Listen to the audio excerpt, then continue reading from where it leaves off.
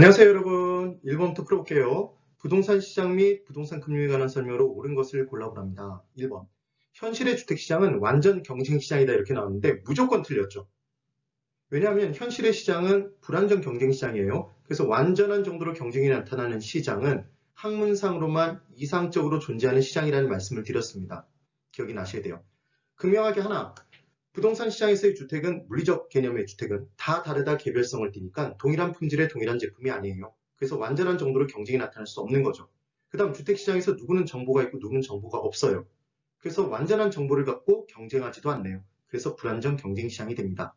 2번, 주택시장이 과열되면 LTV, DTI, 금융규제를 강화시켜서 그래서 금융, 자금 융통, 돈과 관련된 내용이었죠. 간접적 개입이었어요.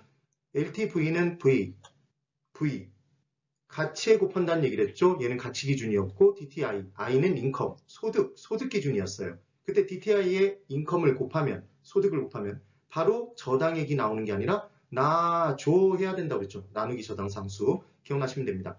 그래서 LTV, DTI의 금융 규제를 강화시키면 돈을 얼마 못 빌리게 한다는 얘기예요. 그러니까 수요자 금융이 축소되겠죠.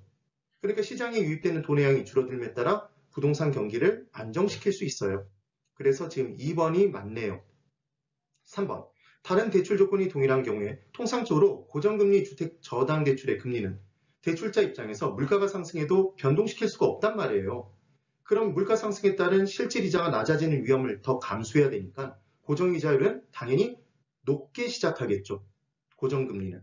그래서 고정금리가 변동금리보다 더 높아요. 처음 출발이. 그래서 3번 틀렸네요. 4번. 변동금리는 기준이 되는 금리, 얘는 CD금리 또는 코픽스금리였죠. 그때 기준금리 플러스 신용도, 차입자의 신용도 등에 따라 더해지는 가상금리로 구성됐었습니다. 중요한 건 가상금리가 변동돼서 변동금리 자체가 변하는 게 아니라 기준이 변동됨에 따라 변동금리 전체 금리가 변하는 거죠. 그래서 가상금리가 변동됨에 따라라고 얘기했으니까 X죠. 5번. 주택금융시장은 금융기관이 수취한 예금 등으로 주택담보대출을 제공하는 얘는 주택자금 대출시장이죠. 이게 1차 저당시장. 그 다음 투자자로부터 자금을 조달하여 주택자금 대출기관에 공급해주는 얘가 주택자금 공급시장입니다. 그래서 딱딱딱 그 단어만 찾아 들어가 보면 주택 대출 시장이죠. 얘는. 그러면 지금 주택 자금을 공급해주는 시장은 주택자금을 공급해주는 시장은 주택자금 공급시장이에요. 이런 식으로 기억해 보시면 됩니다. 신용보강이 일어나는 신용보증시장 및 기타의 간접투자시장을 바꿔서 문제 낼 리는 없다고요. 그래서 1번은 2번이에요. 그 다음 2번. 민간의 부동산 개발 사업 방식에 관한 설명으로 옳은 것을 골라보랍니다. 1번. 자체 개발 사업은 누가 자체적으로 개발해요? 토지 소유주, 지주가 자체적으로 개발 사업을 진행해요. 그러니까 다른 사람 의견 반영할 필요 없이 의사결정의 속도가 빨라요. 그리고 모든 이익을 토지 소유자가 혼자 누려요. 토지 소유자의 개발 이익도 커지겠죠. 그렇지만 감수해야 되는 위험의 크기가 커지겠죠. 그런 단점이 있습니다. 1번 X. 2번. 컨소시엄 구성 방식은 여러 건설업체가 개발회사가 같이 공동으로 사업을 진행하는 게 컨소시엄 구성 방식이었어요. 그래서 얘는 대규모 개발 사업, 나눠 먹을 게 있는 대규모 개발 사업의 경우에 한 회사가 가지고 있는 기술력, 자본력에는 한계가 있기 때문에 여러 회사가 뭉쳐서 개발 사업을 진행한다고 했습니다. 그래서 상호 기술 보완, 자금력의 보완 등을 통해서 안정적인 사업 진행이 가능해지는 거였죠. 소규모 개발 사업에 적합하다 그래서 X예요. 3번. 사업 위탁 방식은 신탁자가 없다는 게 포인트예요. 그래서 명의 이전이 이루어지지 않습니다. 개발업자에게. 그 대신 토지 소유자가 개발업자에게 사업 시행을 의뢰한 건 맞죠. 그런데 명의가 이전되지 않았으니까 누구 명의로 진행이 돼요? 당연히 토지 소유자 명의로 그대로 진행이 되는 거죠. 개발업자는 최종적으로 개발 부동산의 지분을 취득하는 게 아니라 개발 사업 진행에 따른 개발 수수료만 받는 거였죠. 주의를 꼭 해두시라는 얘기를 했습니다.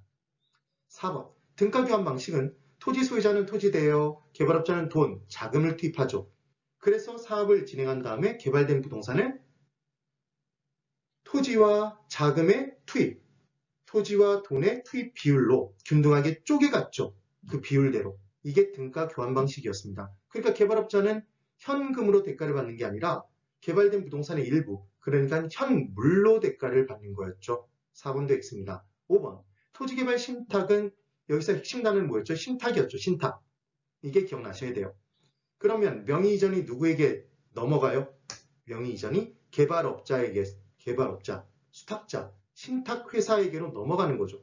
그래서 모든 사업 진행은 개발업자의 명의로 이루어지며 개발사업 종료 후에 누구 거니까, 토지 소유주 거니까 모든 개발사업의 개발의 지분은 토지 소유주 것이 됨에 따라 명의 이전이 반드시 필요하죠. 개발업자에서 토지 소유자에게로 명의 이전이 필요합니다.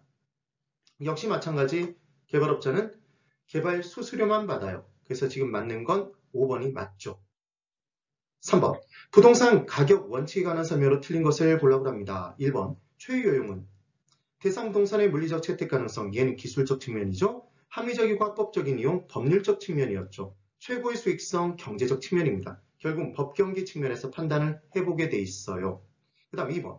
균형의 원칙은 구성 요소의 결합에 대한 내용으로 내부적 균형이었죠. 그럼 내부적으로 균형이 깨지면 기능이 저하돼서 기능적 감가를 행하게 돼 있습니다. 원가법을 적용할 때. 그럼 내부적 균형이 깨진 건 그것을 드립다 쳐다봐야 알잖아요. 무슨 분석을 해야 된다? 개별 분석을 통해서 알 수 있는 거였죠. 그 다음 3번. 적합의 원칙은 부동산의 입지와 인근 환경과의 영향을 고려하는 겁니다. 그래서 대상 부동산이 인근 주변 환경과 어울리는지의 여부, 적합한지 여부를 따지는 거잖아요. 얘는 지역 분석을 통해서 고려가 됩니다.